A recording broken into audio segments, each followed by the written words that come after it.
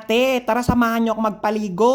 Bukod sa massage, manicure, pedicure, tsaka foot spa, isa itong hamamagrabi o pagpapaligo sa customer. Ang trabaho ko dito sa Saudi Arabia, mga te. Kung mahirap magpaligo ng bata dahil umiiyak, ayaw niya nga maligo, di ba?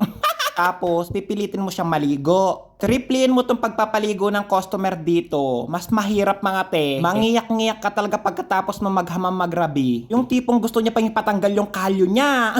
Sabi ko, papaliguan lang kita, scrub ko lang yung katawan mo. Hindi na sakop yung pagtatanggal ng kalyo, meron kaming manicure, pedicure. Yun, yung ginagawa ko na lang talaga, yung pag-i-scrub ng kanyang paa. Halos 10 minutes yata ako nag-i-scrub dun sa kalyo niya, mga te. Pagkatapos maligo, i-scrub mo yung customer, ikaw pa yung maglilinis ng pinaggamitan mo. Doble-doble yung trabaho. Papaligo, maglilinis ng pinaggamitan. Siyempre, tayong mga OFW, gagawin natin lahat para sa pamilya natin. Para may maipadala sa end of the month. Pwedeng magreklamo pero bawal sumuko. Renew lang ng renew ng kontrata, mga te.